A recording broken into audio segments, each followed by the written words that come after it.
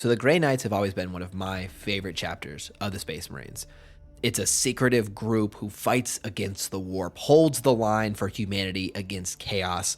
They're all psychers with enhanced abilities, really tactical and proficient. They have such phenomenal lore and styling. I've always really been passionate about the Grey Knights. And one thing I've heard questions about, and one thing I've thought about myself is why the need for secrecy when it comes to Grey Knights?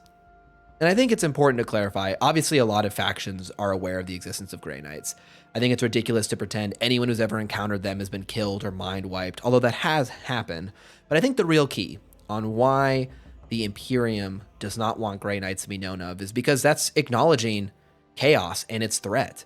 And overall, the Imperium likes to keep the existence of demons and chaos out of the mind of their people. And so if you acknowledge it's a special force for eliminating them, that in itself could cause panic. Look how thin the line is between you and utter destruction.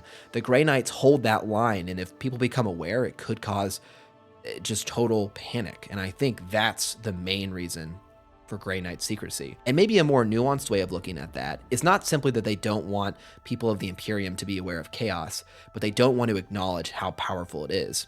If there's a special legion needed from the Emperor's very own gene seed, if that's what's required to keep chaos at bay, and the other factions maybe not strong enough, that could acknowledge the power of chaos. So maybe it's not so much that they don't want folks to be aware of chaos, they just don't want them to know how powerful chaos is.